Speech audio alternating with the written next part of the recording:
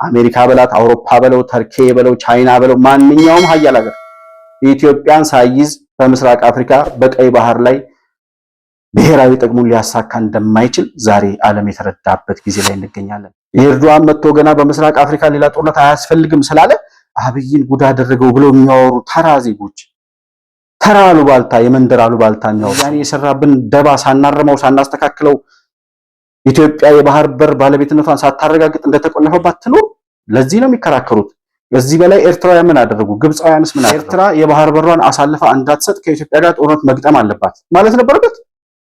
ወይም ደግሞ ኢትዮጵያ የባህር በር ያስፈልገኛል የአሰብን ወደብ ተነጥቃለሁ ስላለች ከሶማሌላንድ የባህር በር ያስፈልገኛል ስላለች በጦርነት ማሳካት አለባት እንዲካሉ ማለት አለበት። ይሄ ፕሬዝዳንት 5000 ኪሎ ሜትር ይሆናል። ከዛ 5000 ኪሎ ሜትር ውስጥ እኛ የጠየቅነው 50 ኪሎ ሜትር የሚጠጋ ብቻ ነው። ይቺን መተንፈሻ ብቻ ሰጡና ያልነው ከዚህ በላይ ፍትሃዊ ጥያቄ አለ ወይ? የባህር በር ባለቤትነትን ለማረጋገጥ ብላ ግን ኢትዮጵያ ጦርነት አትከፍትም። ከሻዕቢያ ጋር ጦርነት ለመክፈትና ሻዕቢያን ለመውጋት ወይም ደግሞ የሻዕቢያን መንግስት ለመገልበጥ ኢትዮጵያ ከበቂ በላይ የሆነ ምክንያት አላት።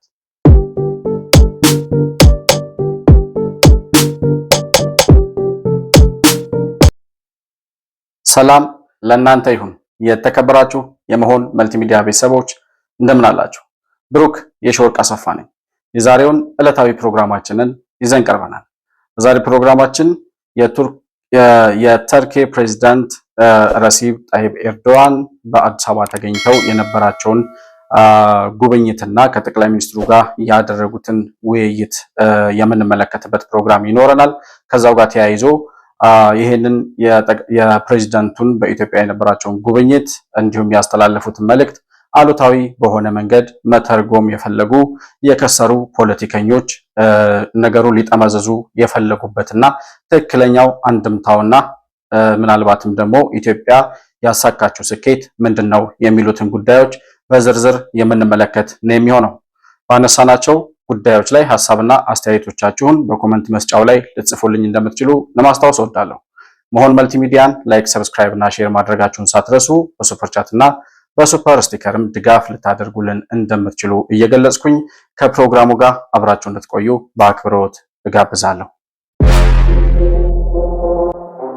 መሆን መልቲሚዲያ ዘረኝነትንና ጥላቻን የሚጸየፍ በሐሳብ የበላይነት የሚያምን እውነትንና ኢትዮጵያዊነትን ለማጽናት የሚተጋ ሚዲያ ነው። መሆን መልቲሚዲያን በሱፐር ቻት እና በሱፐር ስቲከር እንዲሁም በገንዘብ መደገፍ የምትችሉ መሆኑን በአክብሮት እንገልጻለን። ይህን ሚዲያ መደገፍ እውነትንና ኢትዮጵያዊነትን ማጽናት መሆኑን አውቃችሁ ሼር፣ ላይክ፣ ሰብስክራይብ በማድረግ ለሌሎች ተደራሽ ማድረጋችሁን አትርሱ። መሆን መልቲሚዲያ የአዲሱ ትውልድ ሚዲያ።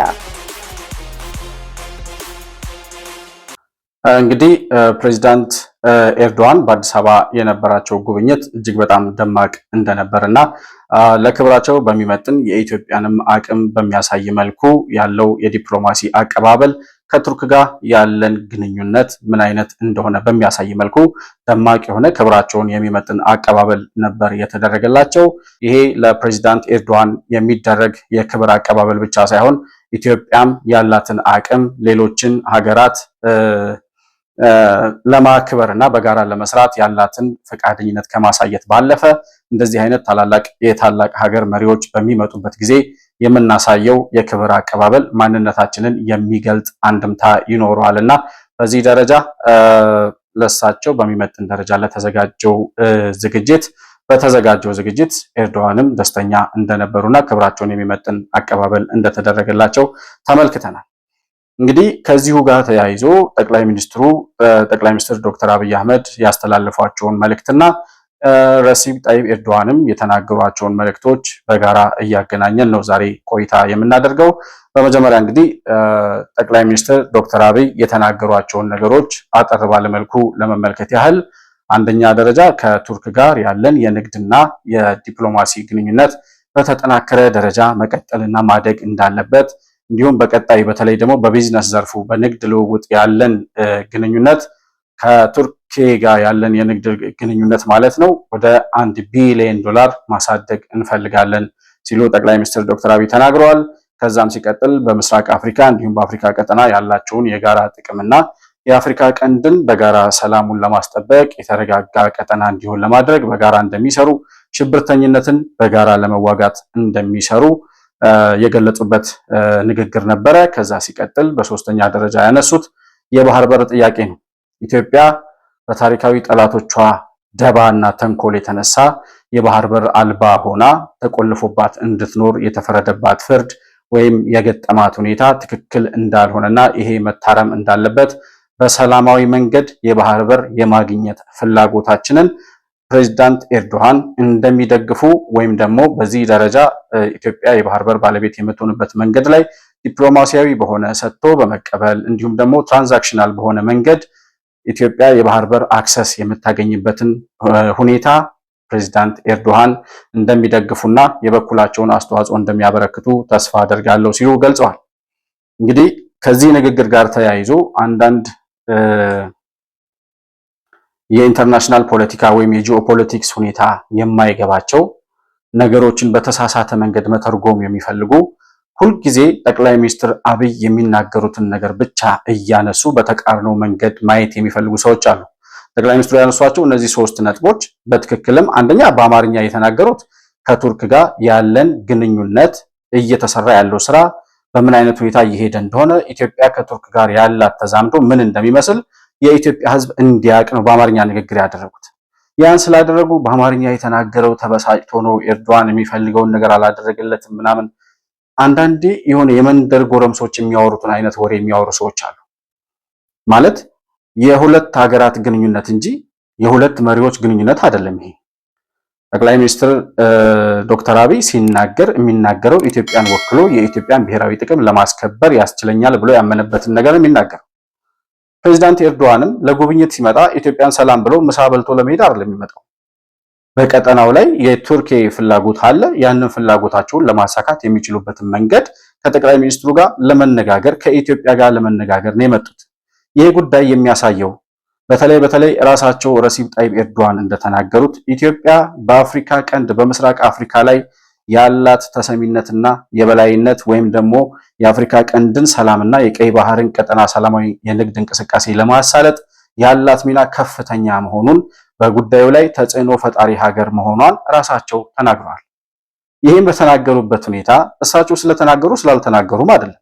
የመጡትም ሲጀመር ከኢትዮጵያ ጋር ለመምከር ወደ ኢትዮጵያ የመጣው የቱርኩ ፕሬዝዳንት ኢትዮጵያ በጉዳዩ ላይ ወይም ደግሞ ባነሳቸው የባህር በር ጥያቄ ላይ ከኤርትራ ጋር ባለው ውዝግብ ከሶማሌላንድ ጋር ተያይዞ ያሉ ጉዳዮችን ኢትዮጵያ እየሄደችባቸው ባሉ መንገዶች ላይ ቱርክ የምትቃረናቸው ጉዳዮች ስላሉ እነዛን ጉዳዮች ለመምከር ነው። እኛ ይሄን አካሄድ አንደግፍም፣ ይሄ ኢትዮጵያ የምትሄድበት መንገድ ለቱርክ የሚጠቅም ጉዳይ ስላልሆነ በዚህ ጉዳይ ላይ ብታስቡበት፣ እንደዚህ አይነት ነገር ከኛ ፍላጎት ጋር ይጻረራል የሚለውን ነገር ከጠቅላይ ሚኒስትሩ ጋር ለመነጋገር ነው የመጡት እንጂ በዚህ ሰዓት የኢትዮጵያን እጅ ጠምዝዞ የራሱን ፍላጎት ለማሳካት እንኳን ቱርክ አሜሪካ ራሷ አውሮፓውያን ራሳቸው የሚችሉ አይደሉም። ምክንያቱም ኢትዮጵያ ዛሬ የውስጥ አቅሟን እያደረጀች ከራሷ አልፋ ለሌሎች ሀገሮች መትረፍ የምትችልበትን እንዲሁም ደግሞ ማንኛውንም ተነጥቄያለሁ ተቀምጫለሁ የምትለውን ብሔራዊ ጥቅሟን ልታስከብር የምትችልበትን አቅም እየገነባች ያለች ሀገር ነች። በኢኮኖሚም በወታደራዊ ዘርፍም በዲፕሎማሲም በማንኛውም አይነት መንገድ በእነዚህ 8 ዓመታት ውስጥ የተመዘገበው ድል እስከዛሬ ተገኝቶ የማያውቅ እንደሆነና ኢትዮጵያ በዚህ ደረጃ የዓለም ትኩረት ሆና የምታውቅበት ጊዜ እንደሌለ አብዛኛው በተቃውሞ ጎራ ያሉ ሰዎች ራሱ ያውቁታል። ነገር ግን የሚያውቁትን ነገር ለመካድ ይፈልጋሉ እና ጠቅላይ ሚኒስትሩ ዶክተር አብይ ከተናገሩት ንግግር ጋር ረሲብ ጣይብ ኤርዶዋን የራሳቸውን ፍላጎት የተናገሩበትን ንግግር ጠቅላይ ሚኒስትሩ የፈለገውን ነገር ሳያደርጉለት ቀሩ። ስለዚህ አኩርፏል፣ ተበሳጭቷል ምናምን። አንዳንዴ ስለ ሀገር ስናወራ፣ ስለ ሀገር ጥቅም፣ ስለ ሀገር ብሔራዊ ጥቅም ስናወራ ስለ ሁለት ግለሰቦች አድርገው የሚያወሩ ሰዎች ከዩናይትድ ኤሚሬትሱ መሪ ጋር፣ ከሳውዲው ጋር፣ ከአሜሪካ ጋር፣ ከግብጽ ጋር ስንነጋገር የሁለት መሪዎች ጉዳይ አይደለም። ዶክተር አብይ የሚያወራው ከአልሲሲም ጋር ይነጋገር፣ ከቢን ዛይድም ጋር ያወራ፣ ከትራምፕ ጋር ኤርዶዋንም ይሁን ማንም ጠቅላይ ሚኒስትሩ ሲያወራ የኢትዮጵያን ጥቅም ወክሎ ነው የሚያወራው። ስለዚህ እነዚህ ግን በተቃውሞ ጎራ ያሉ ሰዎች በቀጥታ አብይ ተበሳጨ፣ አብይ እንደዚህ ያለ፣ አብይ ጠቅላይ ሚኒስትሩ ያነሳቸው ጉዳዮች ሳይሳኩ ቢቀሩ የሚጎዳው ጠቅላይ ሚኒስትሩ ብቻ አይደለም። ኢትዮጵያውያን እንደ ኢትዮጵያ ነው የምንጎዳው። የኢትዮጵያን ብሔራዊ ጥቅም ነው ሰውየው እያነሳ ያለው። ጠቅላይ ሚኒስትሩ የሚያነሳቸው በየመድረኩ የሚያነሳቸው የኢትዮጵያን ጥቅም ያሳካሉ፣ ያስፈጽማሉ ወይም መሆን አለባቸው ብሎ የሚያምንባቸውን ጉዳይ ነው። ጠቅላይ ሚኒስትር ዶክተር አብይ የራሴ ብሔራዊ ጥቅም ብሎ እንደሚናገረው ሁሉ እነ ተርኬ ደግሞ ከራሳቸው ከሀገራቸው አልፈው አሁን በአካባቢ በቀጠናው ላይ ተጽዕኖ ፈጣሪ መሆን ስለሚፈልጉ በምስራቅ አፍሪካ በቀይ ባህር ቀጠና ላይ የራሳቸው የሆነ ፍላጎት አላቸው። ከቻይና ጋር፣ ከአሜሪካ ጋር፣ ከራሽያ ጋር ያላቸው ተቃርኖ እንዳለ ሆኖ ያንን የኃይል ሚዛኑን የኃይል የበላይነቱን በአፍሪካ ቀንድ ቀጠና ለመቆጣጠር ይፈልጋሉ። በዛ ደረጃ የራሳቸውን ፍላጎት ይዘው መጥተው የራሳቸውን ፍላጎት ይናገራሉ። እና ረሲብ ጣይብ ኤርዶዋን ምንድን ነው የተናገረው? አብይን አበሳጨው፣ አብይን አናደደው፣ አብይ ቅር ብሎታል፣ የሚፈልገውን ነገር አልተናገረለትም የሚሉት ሰዎች ምንድን ነው የተናገሩት? ረሲብ ጣይብ ኤርዶዋን የሚለውን ጉዳይ ስንመለከት በመጀመሪያ ደረጃ ያነሱት ስለ ምስራቅ አፍሪካ በምስራቅ አፍሪካ ወይም በአፍሪካ ቀንድ አካባቢ ሌላ ጦርነት እንዲፈጠር አልፈልግም። ኢትዮጵያ ማንኛውንም የምታነሳቸውን የብሔራዊ ጥቅም ጥያቄዎች የባህር በርም ይሁን ማንኛውንም ጥያቄ በሰላማዊ መንገድ በዲፕሎማሲያዊ መንገድ ከሶማሌላንድም ጋር ይሁን ከሶማሊያ ጋርም ይሁን ከኤርትራ ጋር በማንኛውም አይነት ሁኔታ በዲፕሎማሲያዊ መንገድ ጥያቄዋን ለመፍታት መስራት አለባት። እኛም ይሄንን እናግዛለን። ኢትዮጵያ የባህር በር ባለቤት የምትሆንበትን መንገድ በዲፕሎማሲያዊ መንገድ እንድታሳካ እኛም የምንችለው እናደርጋለን። ነገር ግን በአፍሪካ ቀንድ መካከል ሀገራት መካከል ጦርነት ድጋሚ አያስፈልግም። ይህንን ማለት ጦርነት አያስፈልግም በአፍሪካ ቀንድ ስላለ ኤርዶዋን አብይ ተበሳጨ። ምን ማለት ነው? አሁን ይሄ ኤርዶዋን ከዚህ ውጪ ምን ማለት ነበረበት? አንድ መሪ መጥቶ በአፍሪካ ቀንድ ቀጠና ጦርነት መካሄድ አለበት፣ ኤርትራ የባህር በሯን አሳልፋ እንዳትሰጥ ከኢትዮጵያ ጋር ጦርነት መግጠም አለባት ማለት ነበረበት? ወይም ደግሞ ኢትዮጵያ የባህር በር ያስፈልገኛል የአሰብን ወደብ ተነጥቃለሁ ስላለች ከሶማሌላንድ የባህር በር ያስፈልገኛል ስላለች በጦርነት ማሳካት አለባት እንዲህ ካሉ ማለት አለበት? ይሄ ፕሬዝዳንት ማንኛውም የሀገር መሪ ቢመጣ በማንኛውም አይነት ሁኔታ በማንኛውም ጥያቄ ውስጥ በሁለት ሀገራት መካከል ያለን ኮንፍሊክት በሰላማዊ መንገድ ፍቱት ነው የሚባለው። ዓለም አቀፍ የዲፕሎማሲ ቋንቋ ምን ማለት እንደሆነ ራሱ የማይገባቸው የትኛውም የሀገር መሪ ቢመጣ ከዚህ ውጪ ሊናገር እንደማይችል እያወቁ ነገር ግን እነሱ በሚፈልጉት መንገድ ነገሮችን መዘወር የሚፈልጉ ሰዎች አሉ። እነዚህ ሰዎች አንደኛ የሚፈልጉት ፐርሰናሊ አብይን አታክ ማድረግ ነው። አብይን አታክ በማድረግ የፖለቲካ ስኬት ያስመዘገቡ ይመስላቸዋል። እኛ የምናወራው ስለ ኢትዮጵያ ነው። እንደ ኢትዮጵያ ነው የምንነጋገረው። ኤርዶዋን ከዚህ ውጪ ሊናገር አይችልም። የጦርነት ስጋት አለ በኤርትራና በኢትዮጵያ መካከል። በተለይ የጦርነት ስጋት አለ። ህወሓት የሚባል አሸባሪ ቡድን አለ። ከሻዕቢያ ጋር ተገናኝቶ በኢትዮጵያ ላይ ወይም በኤርትራና በኢትዮጵያ መካከል ሊፈጠር በሚችለው ኮንፍሊክት ውስጥ ሻዕቢያን እንደገና የውስጥ አሸባሪዎች ግብጽና ሻዕቢያ የሚረዷቸው ስብርባሪ ቡድኖች አሉ። ከነሱ ጋር ተያይዞ በቀጠናው ሌላ ጦርነት እንዲፈጠር አልፈልግም፣ ጉዳያችሁን፣ ልዩነቶቻችሁን በሰላማዊ መንገድ መፍታት አለባችሁ ብሎ ከመናገር ውጪ ይሄ ሰውዬ ምን ሊል ይችል ነበር? ከዛ ሲቀጥል ጦርነት አያስፈልግም ብሎ ስለተናገሩ ኤርዶዋን አብይ የሚበሳጭበት ምክንያት ምንድነው? ጦርነት እፈልጋለሁ ብሏል። ጦርነት እፈልጋለሁ፣ መወጋት አለብኝ፣ በውጊያ የባህር በር ባለቤትነቴን አረጋግጣለሁ፣ ህወሓት በሚባል አሸባሪ ቡድን የተነጠቅነውን የባህር በራችን የአሰብ ወደብን ተዋግተን እናስመልሰዋለን ብሏል አብይ። ማን ነው ጦርነት እፈልጋለሁ እያለ ያለው? በተደጋጋሚ ደብዳቤ ጽፋ ኢትዮጵያ ለአሜሪካ መንግስት፣ ለአውሮፓ ህብረት፣ ለኤርትራ መንግስት እባካችሁ ይሄን አሸባሪ ቡድን አስታግሱልኝ፣ የባህር በር ጥያቄያችንን በዲፕሎማሲያዊ መንገድ እንድንፈታ የዓለም ሀገራት የምትሰሙ ከሆነ አሸማግሉኝ። ከዛ ሲቀጥል ኢትዮጵያን ለማበጣበጥ የሻዕቢያ መንግስት አሸባሪዎችን እየላከ የኢትዮጵያን የውስጥ ሰላም ለመንሳት የሚያደርገውን እንቅስቃሴ እንዲያቆም አስታግሱልኝ እባካችሁ ብላ ደብዳቤ ጽፋለች ኢትዮጵያ። አልሰማም ሲሉ ወይም ደግሞ ተጨባጭ የሆነ እርምጃ አልወስድ ሲሉ በሶስተኛ ደረጃ ከሁለት ሳምንት በፊት በውጭ ጉዳይ ሚኒስትር በዶክተር ጌዲዮን ጢሞቴዎስ በኩል በተጻፈ ደብዳቤ ለራሱ ለሻዕቢያ መንግስት ደብዳቤ ተልኮለታል።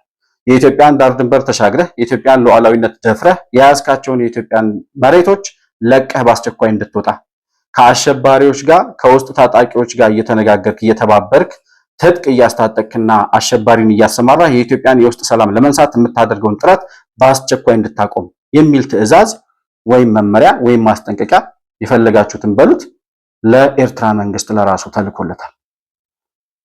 አሸማግሉኝ፣ እንዲህ አይነት ጥፋቶችን በኢትዮጵያ ላይ እየሰራ ነው ይሄ ሰውዬ።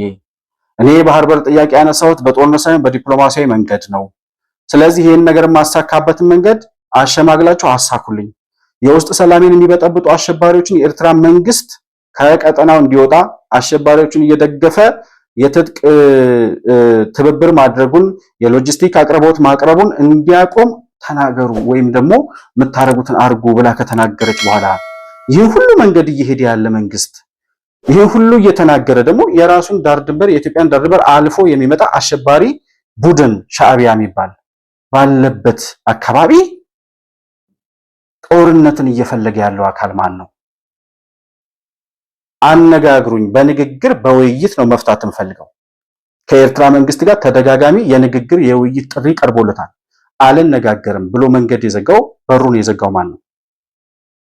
ዓለም አቀፍ አሸማጋዮችን አልሰማም ብሎ ወይም ደግሞ የሚደረግለትን የትብብር ጥሪ አልቀበልም ብሎ ኢትዮጵያ የምትባል ሀገር በሰላም እንዳትኖር ቢችል የፈራረሰች ትናንሽ ሀገር እንድትሆን ካልሆነም ደግሞ የተዳከመች ኢትዮጵያን ለመፍጠር እድሜ ልኩን ሲሰራ የኖረው የሻዕቢያ መንግስት አሁን ጦርነት እየጎሰመ ያለው የኢትዮጵያን ዳር ድንበር ተሻግሮ መጥቶ ወረራ የፈጸመው ማን ነው? አብይ ጦርነት አያስፈልግም ስለተባለ የሚናደድበት ምክንያት ምንድን ነው? ግራ ቀኙን ማየት የማይችሉ የአንድ ሀገር መሪ ኢትዮጵያ መጥቶ ምን ሊናገር እንደሚችል መገመት የማይችሉ ወይም ከዚህ ውጪ የሆነ የዲፕሎማሲ ቋንቋ እንደሌለ እኛ እኮ ከምናውቀው ወጥተው ከሚናገሩት ውጪ መሪዎች እኮ እርስ በርሳቸው በግላቸው የሚነጋገሯቸው ጉዳዮች አሉ። ነገር ግን እንኳን ኤርዶዋን የትኛውም የሀያል ሀገር መሪ መጥቶ ዛሬ አብቹን አስገድዶ ወይም የኢትዮጵያን እጅ ጠምዝዞ ሊያሳካ የሚችለው የራሱ ጥቅም የለም። የራሳቸውን ጥቅም ይዘው ይመጣሉ። ኢትዮጵያ የራሷ የሆነ ብሔራዊ ጥቅም አላት። በጋራ ተባብረው የሁለቱንም ሀገራት ጥቅም እንዴት ሊያስከብሩ እንደሚችሉ የሚነጋገሩበትን መድረክ ነው የሚፈጥሩት። ስለዚህ ኤርዶዋን በምስራቅ አፍሪካ ሌላ ተጨማሪ ጦርነት አያስፈልግም አለ። አዎ ልክ ነው፣ አያስፈልግም። ኢትዮጵያም እያለች ያለችው ጦርነት አያስፈልግም፣ በዲፕሎማሲ በሰላማዊ መንገድ የባህር በር ጥያቄያችንንም መመለስ እንችላለን። ከኤርትራ ጀምሮ እስከ ሞቃዲሾ ድንበር ድረስ ያለው የባህር ጠረፍ ወደ 5000 ኪሎ ሜትር ይሆናል። ከዛ 5000 ኪሎ ሜትር ውስጥ እኛ የጠየቅነው 50 ኪሎ ሜትር የሚጠጋ ብቻ ነው። ይቺን መተንፈሻ ብቻ ሰጡና ያልነው ከዚህ በላይ ፍትሃዊ ጥያቄ አለ ወይ? ይሄን አልፈልግም አልቀበልም ብሎ የማንም ስብርባሪ ሀገር የራሱን ሀገር በስነ ስርዓት ማቆም ያቃታቸው ስብርባሪ ሀገራት መሪዎች ታላቋን ኢትዮጵያ 130 ሚሊዮን ህዝብ ያላትን ሀገር ተቆልፎባት እንድትኖር ነው የምንፈልገው የሚሉ ስብርባሪ ሀገራት ካሉ ኢትዮጵያ በውድም ሆነ በግድ የባህር በር ባለቤትነቷን ታረጋግጣለች። የባህር በር ባለቤትነትን ለማረጋገጥ ብላ ግን ኢትዮጵያ ጦርነት አትከፍትም። ከሻዕቢያ ጋር ጦርነት ለመክፈትና ሻዕቢያን ለመውጋት ወይም ደግሞ የሻዕቢያን መንግስት ለመገልበጥ ኢትዮጵያ ከበቂ በላይ የሆነ ምክንያት አላት። ያ ምክንያቷም የባህር በራችንን ዘርፎ መውሰዱ ሳያንስ ኢትዮጵያን ከህወሓት ጋር ሆኖ ሲዘርፍ፣ ሲያሸብር፣ ሲበጠብጥ፣ በዘረኝነት ሲከፋፍል መኖሩ ሳያንስ አሁን ደግሞ ከለውጡ በኋላ ህወሓት ተሸንፎ ደደቢት በረሃ እንደገና ድጋሚ ከሄደ በኋላ ሌሎች ሸኔና የኦሮሚያ ሸኔ የአማራ ሸኔ የሚባሉትን ቡድኖች እያደራጀ መሳሪያ እያቀበለ የኢትዮጵያን ሰላም ለመንሳት የሚሰራው የሻዕቢያ መንግስት ከበቂ በላይ የሆነ ሊፈርስ የሚችልበት ወይም ኢትዮጵያ በሱ ላይ ጦርነት ልታውጅ የምትችልበት ከበቂ በላይ የሆነ ምክንያት አላት። እስከዛሬ ኢትዮጵያ እየታገሰች ያለችው ለኢትዮጵያም ለኤርትራም ለአፍሪካ ቀንድም በአጠቃላይ ጦርነት አያስፈልግም በሚል መርህ ነው። የሰላም አማራጭን አሟጦ ለመጠቀም የምታደርገው የታጋሽነትና የሆደ ሰፊነት መንገድ ካልሆነ በስተቀር እንደ ህወሓት እንደ ሻዕቢያ ሴራ እንደ ህወሓት ተባባሪነት አሸባሪዎችን እየላኩ ሊያሸብሩ እንደሚሞክሩት ሙከራ ኢትዮጵያ እስከዛሬ ድረስ ኤርትራ የምትባል ሀገር ድምጥማጧን ማጥፋት ነበረባት። ስለዚህ ይህንን ግራ ቀኝ አይቶ ነገሮችን መመርመር የማይችሉ ጉዳዩን ሁሉ ከአብቹ ጋር የሚያያይዙ ሰዎች ደካማነታቸውን ነው በየጊዜው እያሳዩ ያሉት። ዓለም አቀፍ ፖለቲካ የጂኦፖለቲክስ ሁኔታ እንዴት እንደሚገመገም እንዴት እንደሚታይ የትኛውም ሀገር መሪ ሲመጣ የራሱን ብሔራዊ ጥቅም ይዞ እንደሚመጣ ከኢትዮጵያ ብሔራዊ ጥቅም ጋር አቻችሎና አመቻምቾ ሊሰራ የሚችልበትን በጋራ ሊለማ የሚችልበትን በጋራ ጥቅሙን ሊያስከብር የሚችልበትን መንገድ ለመፍጠር ነው መሪዎች ወደ ኢትዮጵያ የሚመጡት እንጂ ኢትዮጵያ የምትፈልገውን ጥያቄ ብቻ ወይም ፍላጎት ብቻ አሳክቶ ልክ ነው ብሎ ለመሄድ አይደለም።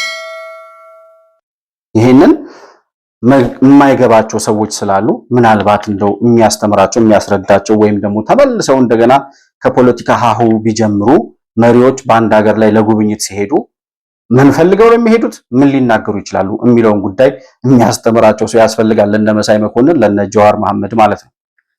በሁለተኛ ደረጃ ረሲብ ጣይብ ኤርዶዋን ያነሱት ሁለተኛው ፖይንት ምንድነው? እስራኤል ለሶማሌላንድ የሰጠችው የሀገርነት እውቅና ለአፍሪካም ሆነ ለኢትዮጵያም ለምስራቅ አፍሪካም በአጠቃላይ ለማንም የሚጠቅም አይደለም ብሏል። ይሄን ያለው ለሶማሌላንድ አስቦ ለሶማሌ ሀገራዊ ግዛትነት ወይም የክልል ምንድነው የሀገር ሉዓላዊነትና የግዛት አንድነት ተጨንቆ አይደለም።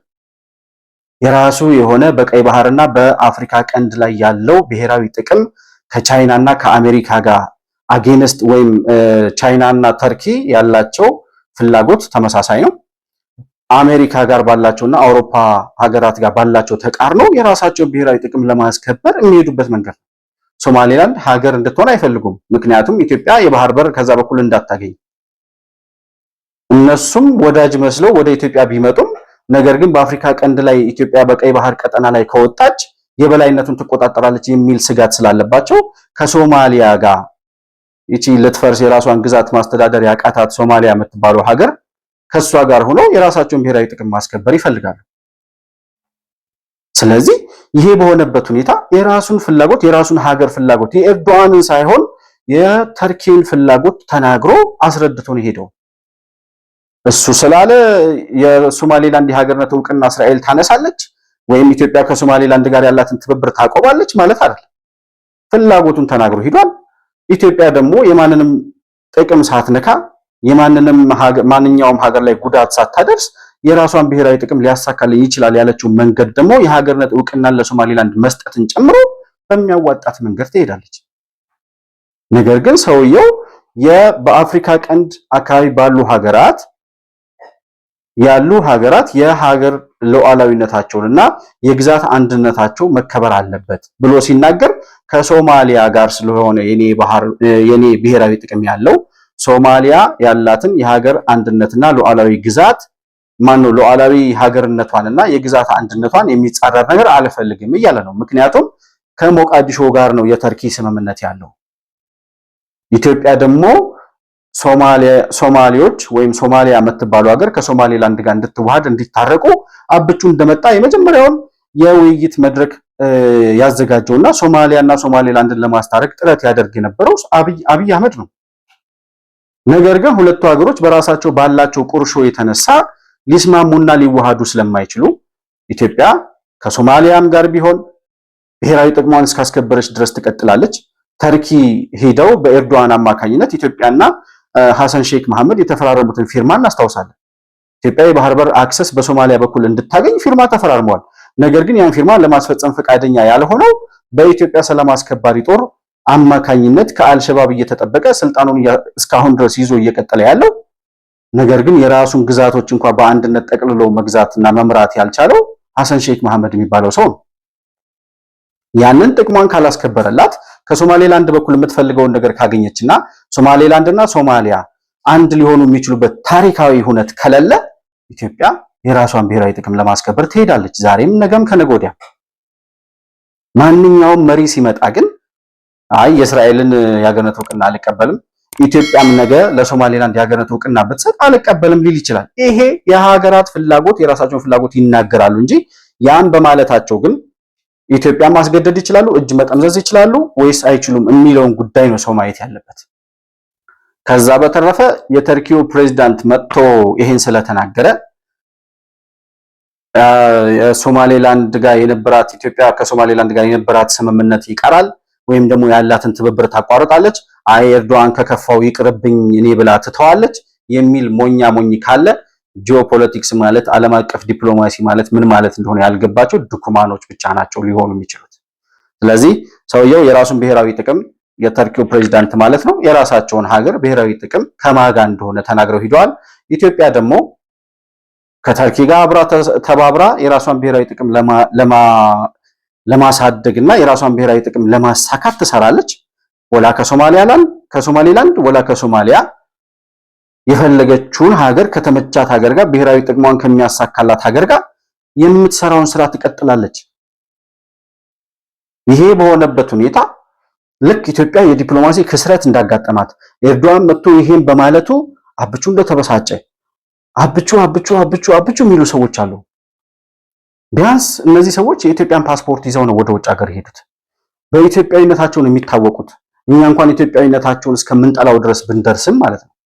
ነገር ግን እንደው ቢሆን እና ቢሳካ ኤርዶዋን አይሆንም ስላለ የኢትዮጵያ ፍላጎት የሚቀር እንኳን ቢሆን ኢትዮጵያ ተከለከለች ብለው ጮቤ የሚረግጡ ሰዎች እኮ ናቸው ግን ኢትዮጵያዊ ተብለው የሚጠሩ።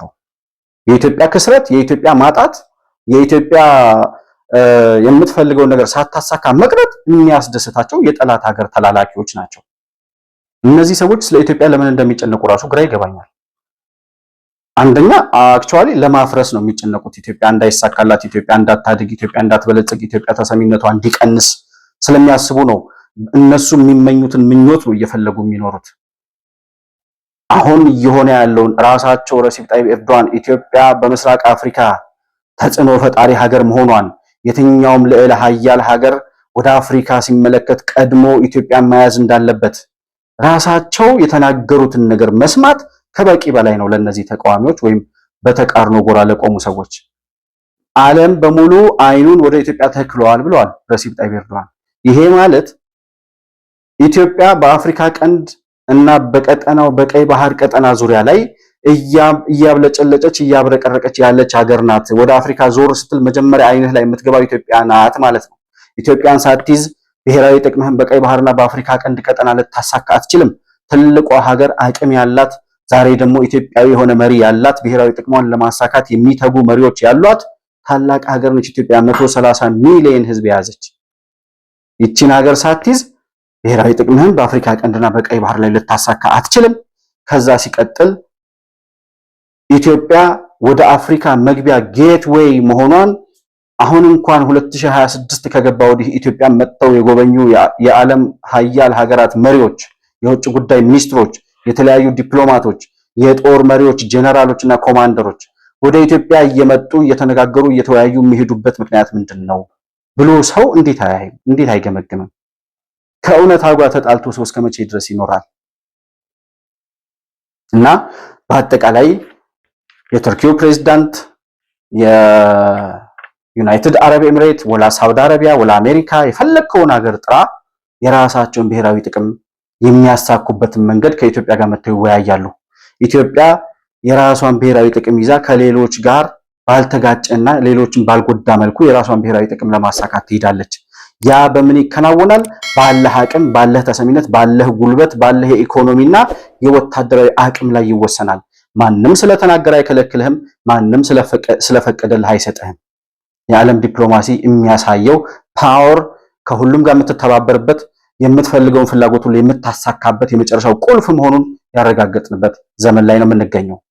በአጠቃላይ ኢትዮጵያ ዛሬ ላይ እየሄደች ያለችበትን መንገድ ስንመለከት በተለይ 2025 መጨረሻ ወይም በኢትዮጵያ አቆጣጠር 2018 መግቢያ ጀምሮ እስካሁን ድረስ ባሉት 6 ወራቶች ውስጥ ወደ ኢትዮጵያ የመጡ የሀገራት መሪዎች ከኢትዮጵያ ጋር መወያየት አለብን እያሉ በተለያየ ጊዜ የውጭ ጉዳይ ሚኒስትሮቻቸውን፣ የተለያዩ ዲፕሎማቶቻቸውን፣ የጦር መሪዎቻቸውን ወደ ኢትዮጵያ እየላኩ ውይይት የሚያደርጉ ሀያላን ሀገራት የሚነግሩን ነገር ኢትዮጵያ በጣም ተጽዕኖ ፈጣሪ ሀገር እየሆነች መሆኗን፣ የባህር በር ጥያቄዋን ባይ ኤኒ ሚንስ ልታሳካ የምትችል ሀገር መሆኗን የተረዱበትና ኢትዮጵያ በአፍሪካ ቀንድ ወሳኝ ሚና የምትጫወት ከራሷ አልፋ ለሌሎች ረዳት መሆን የምትችል ሌሎችንም ማገዝ የምትችል የራሷን ብሔራዊ ጥቅም ግን በራሷ አቅምና ፍላጎት ማሳካት የምትችል ሀገር መሆኗን ዓለም የተረዳበት ዘመን ላይ እንገኛለን።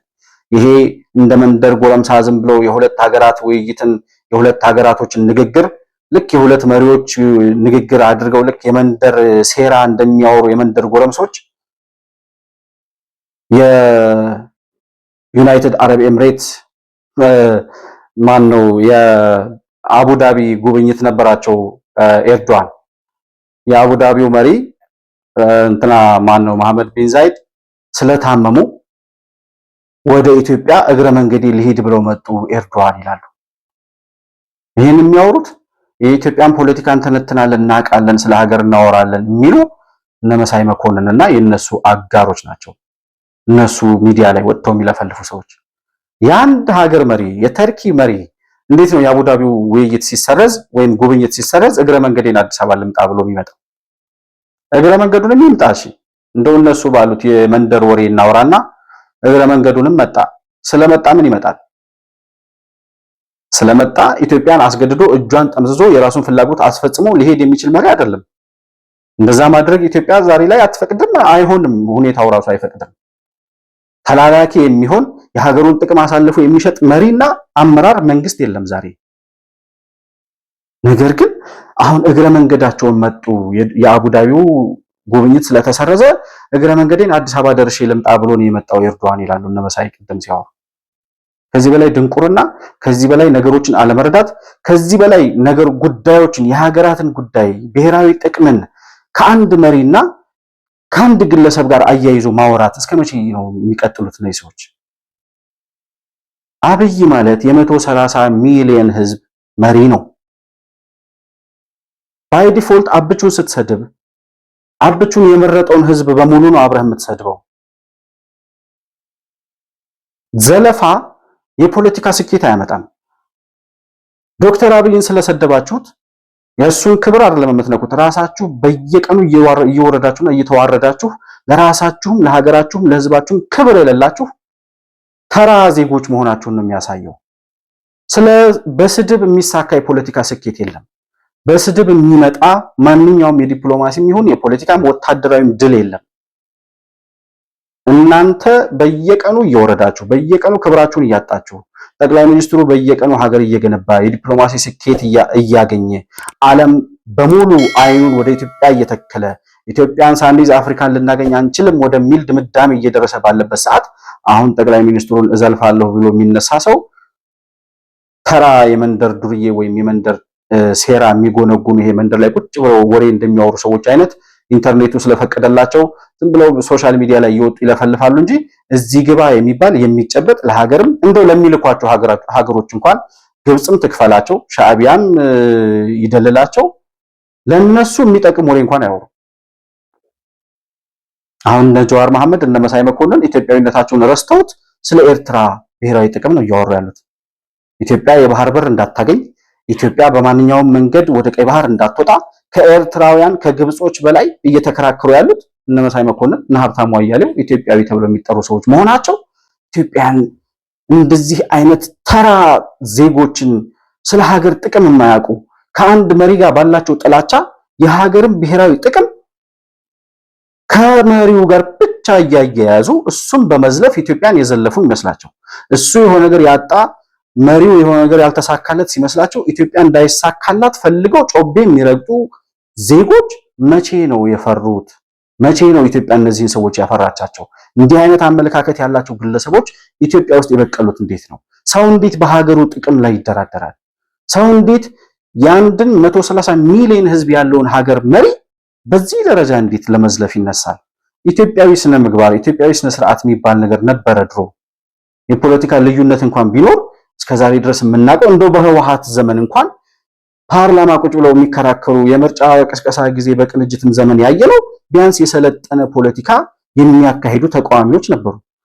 አሁን እኮ እየሆነ ያለው ስለ ሀገር ሳይሆን የሚያወሩት የትኛውም አሁን በተቃውሞ ጎራ ያሉ ሰዎች ስለ ሀገር ሳይሆን ስለ አብይ ነው እያወሩ ያሉት። የብሔራዊ የባህር በር ጥያቄ የአብይ ጥያቄ፣ ሀገሬ ተወረረ ብሎ መከላከያ ሰራዊት ሀገሩን ሉዓላዊነትና የግዛት አንድነቱን ሊያስከብር ሲንቀሳቀስ የአብይ ወታደር እና እየተወረረን እንኑር፣ ተወረን እንኑር፣ የባህር በር ሳናገኝ ተቆልፎብን እንኑር፣ ወያኔ የሰራብን ደባ ሳናረመው ሳናስተካክለው ኢትዮጵያ የባህር በር ባለቤትነቷን ሳታረጋግጥ እንደተቆለፈባት ትኑር። ለዚህ ነው የሚከራከሩት። ከዚህ በላይ ኤርትራውያን ምን አደረጉ? ግብፃውያንስ ምን አደረጉ? ኤርዶዋን መጥቶ ገና በምስራቅ አፍሪካ ሌላ ጦርነት አያስፈልግም ስላለ አብይን ጉድ አደረገው ብለው የሚያወሩ ተራ ዜጎች፣ ተራ አሉባልታ፣ የመንደር አሉባልታ የሚያወሩ ሰዎች በዚህም ደግሞ ስኬት እናገኛለን ብለው እስከዛሬ ድረስ ቢደክሙም ነገሩ ግን የተገላቢጦሽ ነው ኢትዮጵያ እየተሳካላት ኢትዮጵያ በዲፕሎማሲ እያብለጨለጨችና እያብረቀረቀች ከሩቅ የምትታይ ሀያል ሀገር እየሆነች እነዚህ ታሪካዊ ጠላቶቻችን የሚልኳቸው ባንዳ ኢትዮጵያውያን በየቀኑ እየከሰሩ እውነታው ለዓለም እየተገለጠ ኢትዮጵያን ያልያዘ ወደ ምስራቅ አፍሪካ በአጠቃላይ ወደ አፍሪካ ሊገባ እንደማይችል አሜሪካ በላት አውሮፓ በለው ተርኬ በለው ቻይና በለው ማንኛውም ሀያል ሀገር ኢትዮጵያን ሳይዝ በምስራቅ አፍሪካ በቀይ ባህር ላይ ብሔራዊ ጥቅሙን ሊያሳካ እንደማይችል ዛሬ ዓለም የተረዳበት ጊዜ ላይ እንገኛለን። ይሄ ለመላው ኢትዮጵያውያን ስኬት ለመላው ኢትዮጵያውያን ኩራት መሆኑን ለመግለጽ እንወዳለን። ለዛሬ የነበረኝ ፕሮግራም ይህንን ይመስላል። ማንኛውንም ሐሳብና አስተያየቶቻችሁን ልታደርሱን ለምትፈልጉ መረጃ ልትሰጡን ለምትፈልጉ ወዳጆቻችን ከታች በምናስቀምጠው የዋትስአፕ ስልክ ቁጥራችን ደውላችሁ ልታገኙን መልእክት ልትልኩልን እንደምትችሉ ለማስታወስ እወዳለሁ። መሆን መልቲሚዲያ ላይክ፣ ሰብስክራይብ እና ሼር ማድረጋችሁን አትርሱ። እንዲሁም የቻናላችን አባል ወይም ሜምበር በመሆን ሳፖርት ማድረግ እንደምትችሉም ለማስታወስ እወዳለሁ። በሱፐር ቻት እና በሱፐር ስቲከርም ድጋፍ ልታደርጉልን እንደምትችሉ እያስታወስኩኝ ከፕሮግራሙ ጋር አብራችሁ ስለነበራችሁ እጅግ በጣም አድርጌ አመሰግናለሁ። በሌላ ፕሮግራም በአዲስ መረጃ እስከምንገናኝ ድረስ ሰላም በያላችሁበት ለእናንተ ይሁን። መሆን መልቲሚዲያ ዘረኝነትንና ጥላቻን የሚጸየፍ በሐሳብ የበላይነት የሚያምን እውነትንና ኢትዮጵያዊነትን ለማጽናት የሚተጋ ሚዲያ ነው። መሆን መልቲሚዲያን በሱፐር ቻት እና በሱፐር ስቲከር እንዲሁም በገንዘብ መደገፍ የምትችሉ መሆኑን በአክብሮት እንገልጻለን። ይህን ሚዲያ መደገፍ እውነትንና ኢትዮጵያዊነትን ማጽናት መሆኑን አውቃችሁ ሼር፣ ላይክ፣ ሰብስክራይብ በማድረግ ለሌሎች ተደራሽ ማድረጋችሁን አትርሱ። መሆን መልቲሚዲያ የአዲሱ ትውልድ ሚዲያ